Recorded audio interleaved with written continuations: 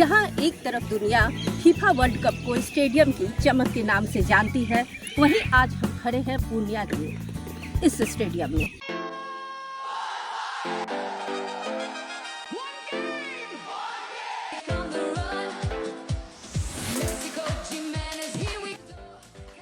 यहाँ नाइकी के शूज नहीं है, लेकिन खिलाड़ियों के हौसले बुलंद हैं। जहाँ पूरे वर्ल्ड में 195 देशों की निगाह फीफा वर्ल्ड कप पर है, जहाँ 48 देश खेल रहे हैं, वहीं बिहार के पूर्णिया जिले के स्टेडियम में कई खिलाड़ियों की आंखों में सज रहा है फीफा वर्ल्ड कप का ड्रीम।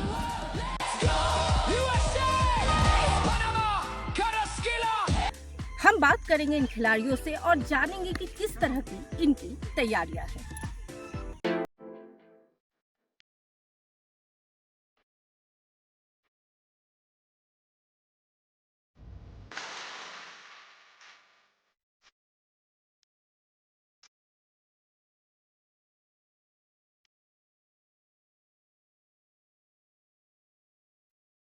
फुटबॉल के मिनी ब्राजील कहे जाने वाले इस ग्राउंड में अभी हम मौजूद हैं इन खिलाड़ियों के साथ, और हमारे साथ एक ऐसे खिलाड़ी हैं जिनके जज्बे को हम सलाम करते हैं।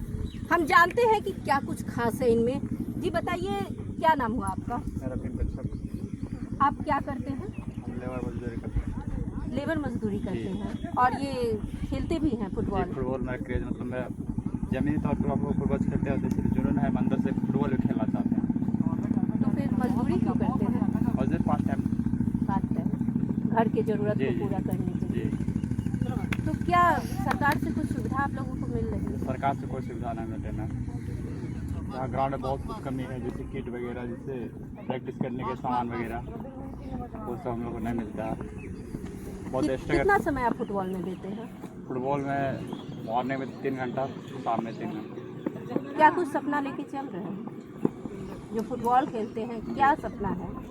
मेरा मैम यही सपना है कि गांव का आदिवासी लड़का लोग हैं जो फुटबॉल के जरिए आगे बढ़े, खेल में जागरूक रहा है, डिफेंस में जाए, जॉब वगैरह करे। ये मेरा। क्या लगता है अगर मजदूरी के बजाय अगर कुछ दूसरा वर्क रहता और जम के आप ये काम कर सकते, अगर उस तरह का घरेलू माहौल या सरकार की तरफ से उस तरह की सुविधा रहती तो? और स्ट्रगल करते वहाँ। और अभी कितना समय देते हैं फुटबॉल को? अभी 2 घंटा दे रहे हैं। 2 घंटा दे रहे हैं। बाकी टाइम डेली आपका रूटीन है? कहाँ घर हुआ आपका? जी, बहुत बहुत धन्यवाद। समय निकाल कर आप फुटबॉल खेलते हैं, ठीक है, और आपके उज्जवल भविष्य के लिए हम लोग शुभकामना देते हैं। और बिहार सरकार से भी यह जरूर मांग करते हैं कि इस तरह के जो खिलाड़ी हैं उनको देखकर जरूर है जो कुछ सुविधा दिया जाए, सुविधा मुहैया कराया जाए, क्योंकि ये पूर्णिया का वह जगह है जहाँ से 10-12 जो है खिलाड़ी नेशनल लेवल पर गए हैं, और भी खिलाड़ी हमारे साथ मौजूद हैं। जी बताइए, किस तरह की परेशानी होती है?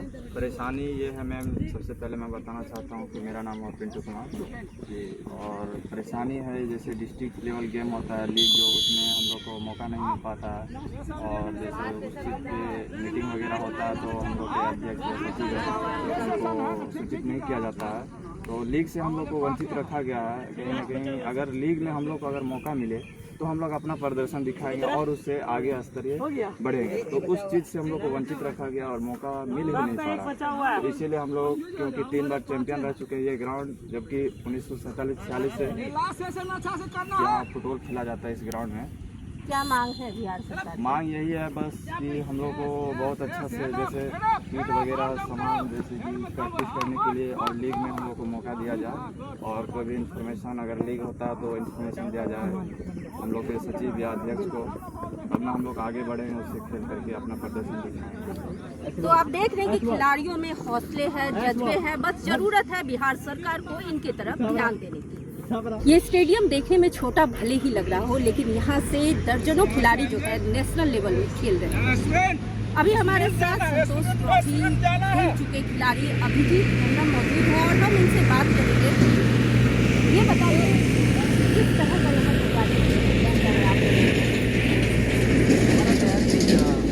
सर्टिफाइड कोच के अंदर हम लोग प्रैक्टिस करते हैं, और हमारे अमित सर और नया हम लोग नेपाल से जो कोच आए हैं स्पेशली हम लोग को ट्रेनिंग देने के लिए, श्याम सुंदर सर, तो उनके अंडर में आज हम लोग प्रैक्टिस कर रहे हैं और अच्छा आगे करने के लिए कोशिश कर रहे हैं। अच्छा आप कब से फुटबॉल खेल रहे हैं? खेल तो हम बहुत पहले से ही कर रहे हैं, पर एक प्रोफेशनल जगह से हम 2014 से हम स्टार्ट किए हैं खेलना प्रोफेशनल प्लेटफॉर्म में, और आज डिस्ट्रिक्ट एंड स्टेट रिप्रेजेंट कर चुके हैं। अगर बात करें तो मतलब आपके पापा क्या करते हैं? स्पेशली वो तो हम ट्राइबल्स एरिया से आते हैं, तो हमारा जो ऑक्यूपेशन है एक फार्मर है, पापा फार्मर है। तो एक फार्मर के लिए एक सपना सजोना खेल के दृष्टिकोण से कितना मतलब हार्ड लगा आपको? बहुत डिफ़िकल्ट है मैम, बता दें तो सपोर्ट थोड़ा बैकग्राउंड बहुत ज़रूरी है, पर वैसे ही खुद से बहुत मेहनत करना पड़ता है, और कड़ी मेहनत से आज हम जो मतलब हासिल किए हैं, ये बस हमारा मेहनत और कोच का मेहनत है। गवर्नमेंट की तरफ से क्या शुरुआती दौर में कुछ भी आप लोगों को जो है सुविधा मिली थी यहाँ पे? हाँ, मिल तो रही है। ऐसे बिहार सरकार तो सब स्पोर्ट्समैन के लिए कर ही रहे हैं, छात्रवृत्ति जो देते हैं, तो हर साल ऐसे निकलता है छात्रवृत्ति, जो प्लेयर हैं जो एलिजिबल हैं वो अप्लाई करते हैं और उसका छात्रवृत्ति का लाभ उठाते हैं। क्या लग रहा है इतना टैलेंट यहाँ पे है तो सरकार की तरफ से और भी सुविधाएं दी जाए जो बेहतर हो सके? जी मैम, वो तो हम चाहते हैं कि ताकि यहाँ पे जितना भी स्मॉल जो छोटे प्लेयर हैं, जो अपकमिंग स्टार हैं, वो उन लोगों के अंदर थोड़ा दिखाया जाए कि प्रतिभा आगे निखार पाए। क्या कहना चाहेंगे जो इस फील्ड में और आना चाहते हैं, एक मध्यम वर्ग के जो बच्चे हैं उनके लिए क्या संदेश देना? छोटे मध्यम जो फुटबॉल में अगर रुचि रखते हैं, जो भी खेल, जरूरी नहीं है बस फुटबॉल में, आप कोई भी एथलीट में जिसमें जो रनिंग वगैरह हो गया, हाई जंप एंड देन जिसमें आप इंटरेस्ट हैं उनमें जाइए और अपना हुनर को पहचानिए। मैं ये बोलूँगा कि आप ग्राउंड आइए, प्रैक्टिस कीजिए, कड़ी मेहनत कीजिए। और क्या लग रहा है, क्या एक मांग सरकार बिहार सरकार से आप लोग करते हैं जो कुछ बेहतर यहाँ स्टेडियम में बेहतर सुविधा की जाए, जो बच्चे और भी ज़्यादा आगे बढ़ सके यहाँ से? जी, यहाँ पे अगर ऐसे सुविधा अगर हम मांग करना चाहते तो एक स्टेडियम होना चाहिए, और प्लेयर ज़्यादा से ज़्यादा आए ग्राउंड में और प्रैक्टिस करें, कड़ी मेहनत करें, और लगे कि नहीं यहाँ से प्रतिभा निकल सकती है। तो आपने देखा कि ये संतोष ट्रॉफी खेल चुके हैं, और आपने देखा कि जो यहाँ इस छोटे से स्टेडियम में जब इतना हुनर है, तो अगर सरकार ध्यान दे और सुविधाएं दे तो यह हुनर निकलकर विश्व स्तर पर जो पूर्णिया का नाम है वो रोशन करेगी। अब और भी लोगों से बात करेंगे। हमारे साथ अभी मौजूद है यहाँ के कोच। सर, अपना परिचय सबसे पहले दीजिए। मेरा नाम रजनीश पांडे है, मैं शारीरिक शिक्षक और फुटबॉल कोच भी हूँ। मैं खुद इसके लिए लाइसेंस जो होता है कोच का लाइसेंस भी प्राप्त किया है। उसके बाद मैं 2005 से इन बच्चों को ट्रेनिंग दे रहा हूँ। बिल्कुल, इस छोटे से स्टेडियम यूँ कहा जाए, क्योंकि बहुत ज़्यादा जो सुविधाएं हैं यहाँ नहीं है, यहाँ से इतने बच्चे निकल के नेशनल लेवल पे खेल रहे हैं। क्या लग रहा है किस तरह की जो है बच्चों की तैयारियाँ हैं, और किस तरह ये आने वाले समय में जो है पूर्णिया का नाम रोशन कर सकते हैं? देखिए, पूर्णिया का नाम पहले से ही फुटबॉल में बहुत ऊपर तक था और अभी भी है। बीच के दरमियान कुछ माने कहा जाए तो सरकारी उदासीनता कहिए या संघ के द्वारा खिलाड़ियों को उतना मुहैया नहीं कराया गया। अभी भी हमारे यहाँ के बच्चे पिछले साल भी अंडर 17, 14, 19 सभी में नेशनल गए हैं, और 3 लड़के कंटिन्यू मुख्यमंत्री से सम्मानित भी हो चुके हैं। यहाँ तक अभी जो अभिजीत हेम्ब्रम है, ये करेंट का लड़का है जो संतोष ट्रॉफी खेल के आया है। एक बगल का और लड़का है दिलीप मुर्मू, वो भी खेल रहे। सुविधा मुहैया कराना सबसे बड़ा यहाँ जो ग्रास रूट पर जो इंफ्रास्ट्रक्चर है इसकी कमी है। एक ग्राउंड डीएसए ग्राउंड है, एक ग्राउंड जिला स्कूल है, तो जिला स्कूल को एक क्लब के लिए दे दिया गया है कि एक क्लब के बच्चे वहाँ प्रशिक्षित हों। और जो डीएसए ग्राउंड है वहाँ पर क्रिकेट, फुटबॉल सभी खेल होते हैं, लेकिन जो मैदान की एक प्रॉपर वे में तैयारी होनी चाहिए, वो मैदान अभी तक जो डीएसए का नाम पूरे बिहार के वर्ल्ड में या इंडिया में कहिए, यहाँ से हमारे अब्दुल समद, नेपूदा, अब्दुल लतीफ़ जो आज भी हम लोग के लिए एक कहिए कि गुरु हैं या भगवान के समान हैं। इसलिए हम लोग भी चाहते हैं कि अभी जो नए बच्चे निकल रहे हैं अगर सुविधा मुहैया कराया जाए तो बच्चे यहाँ से बहुत आगे तक जाएंगे। बिल्कुल। अगर सीमांचल की बात करें तो पूरे सीमांचल में उस तरह का स्टेडियम नहीं है। नहीं, सीमांचल में स्टेडियम है, कि सुविधा नहीं है। किशनगंज में भी है, जहाँ साई सेंटर थी, आज साई सेंटर बंद हो गए। आपको अररिया में भी है राजेंद्र स्टेडियम, वो भी फुटबॉल के लिए ही बना है। अररिया में भी एक से एक फुटबॉलर पैदा हुए। इवन यहाँ तक कि हम बोले जाए, ये आपको पूर्णिया और किशनगंज, अररिया और कटिहार, जो खुद एक रेलवे का डिवीजन था, पहले रेलवे की टीम भी होती थी, आज ये डिवीजन तोड़ के चला गया आपको कलकत्ता जोन में। हमारे अब यहाँ के खिलाड़ी बहाल नहीं होते हैं। बिहार सरकार की अभी बहुत अच्छी स्कीम भी है, मेडल और नौकरी पाओ, बहुत लड़के उसमें नौकरी भी पा रहे हैं। उम्मीद है कि अगर रेलवे को अगर इसमें जोड़ दिया जाता, जैसे DRM ऑफिस थी, तो यहाँ के बच्चे के लिए बहुत ज़्यादा सुविधा होती है। क्योंकि लगभग बच्चे जो है मध्यम वर्ग से बस आते बस हैं। ये कहाँ ही गया है गरीब बच्चों का खेल, और मेहनत वही लोग करते हैं जो धूप में तपते हैं, पानी में भिजते हैं। यहाँ अभी का जो युग चला है वो मोबाइल का युग आ गया। मोबाइल में बच्चे परेशान हैं। घर में जानबूझ के मैं और अमित लकड़ा मिलके एक प्लान बनाया कि नहीं, इस कैंप को लगाया जाए। यहाँ इंफ्रास्ट्रक्चर कुछ नहीं था, मैदान यहाँ के लोग ने दिया, सुविधा मुहैया कराया, लेकिन हमारे विद्या विहार के डायरेक्टर राजेश सर और ब्रजेश सर, दोनों आदमी ने कहा कि आपको जो भी इक्विपमेंट चाहिए सारा इक्विपमेंट लेके जाइए, और गरीब बच्चों को जो भी होता है उसको प्रैक्टिस कराइए, जहाँ तक होगा हम मदद करेंगे। झील टोला फुटबॉल ग्राउंड है और अभी जो यहाँ है ये समर कैंप चल रहा है, जिसके अंदर ये बच्चे यहाँ पे प्रैक्टिस कर रहे हैं। बाहर से भी कोच आए हुए हैं। हमारे साथ अमित जी मौजूद है जो यहाँ कोच है। ये बताइए, ये जो समर कैंप है आप लोग आयोजित किए हैं।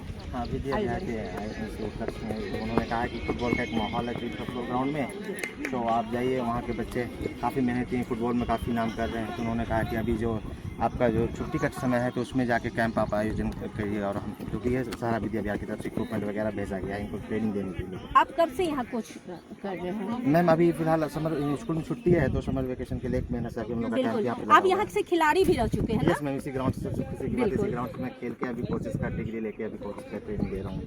विद्या विहार साथ में जॉब भी कर रहा क्योंकि हूँ। यहाँ जितने भी लोग दिख रहे हैं लगभग मध्यम वर्ग के लोग हैं। ये बताइए, सबसे पहले हम बात करते हैं उनके बैकग्राउंड पे, किस तरह के खिलाड़ी यहाँ पे? मैम मध्यम बोले तो उससे भी गरीब तबके के लोग यहाँ पे हैं। ऐसा भी है, अभी बहुत सारे बच्चे आपको 10 बजे तक 9:30 बजे तक 9 बजे तक प्रैक्टिस करेंगे, फिर 9:30 के बाद वो अपना लेबर मजदूरी करने के लिए निकल जाते हैं। फिर शाम में वो जल्दी काम खत्म करके 5 बजे के बाद कैंप ज्वाइन करते हैं, जो कि 7 बजे अभी तो थोड़ा सा हल्का फ्लड लाइट भी लग गया है तो 7 बजे प्रैक्टिस कर लेते हैं। और बहुत सारे ऐसे हैं कि जिनको स्टूडेंट्स हैं क्लासेस भी जाने थे। खैर अभी समर वेकेशन छुट्टी है तो अभी इधर टाइम दे रहे हैं लोग, और ये स्पेशली समर कैंप लगा है तो 15 दिन का जो मजदूरी करते हैं वो मजदूरी छोड़ के कैंप ज्वाइन किए गए हैं। अच्छा, इनके लिए क्या कुछ बिहार सरकार से कुछ सुविधा मिल रही है? मैम ग्राउंड की बात की तो ग्राउंड हमारे पास है नहीं। देखिए अतिक्रमण होता चला जा रहा है, बिल्कुल। इक्विपमेंट की कमी है, कितना भी है अब पता नहीं है, ज़मीनी स्तर पे अभी तक तो नहीं हो पाया मैम। ठीक है, हमारे पास तो नहीं पहुंचा ऐसा कोई भी जो फैसिलिटीज जैसे लोगों को मिलनी चाहिए। इनको खेलने के लिए चाहिए बॉल चाहिए, इक्विपमेंट चाहिए, डाइट चाहिए, वो सब कुछ नहीं है मैम। क्या लग रहा है बिहार सरकार इस ओर अगर ध्यान दे तो? हाँ, ग्रास रूट पे काम करने पे ग्रास रूट पे काम करने की ज़रूरत है मैम। आप ऊँचे बड़े बड़े दावा तो कर रहे हैं, नौकरी तो दे रहे हैं, ठीक है, मेडल लाओ, यहाँ से निकलो, जब आगे जाओ तो वो ठीक है, लेकिन ग्रास रूट पे जब तक आप काम नहीं करेंगे तो शायद मुश्किल है मैम। अभी भी ग्रामीण क्षेत्र में बहुत सारे ऐसे लेबर मजदूर। एक खिलाड़ी के रूप में, एक कोच के रूप में क्या मांग है बिहार सरकार से? बिल्कुल मैम, शुरू से बोलता जा रहा हूँ, एकदम जीरो से शुरू करने की आवश्यकता है। ठीक है, ग्राउंड लेवल पे जहाँ पे खेलने का कोई साधन नहीं है वहाँ पे आप साधन दीजिए, वहाँ पे कोचेस दीजिए, वहाँ पे इक्विपमेंट दीजिए, फिर वहाँ से बच्चे निकलेंगे, फिर हमारा फीफा में आएगा कभी। ऐसे तो विज़न है 2048 का। बिल्कुल बिल्कुल। तो आपने देखा कि 2048 का विजन लेकर चल रहे हैं। हमने अमित जी से बात की और यह भी जाना कि यहाँ पे ज़्यादातर जो खिलाड़ी हैं वो मजदूरी करते हैं। यहाँ से अभी खेल के जाएंगे और वो मजदूरी करेंगे।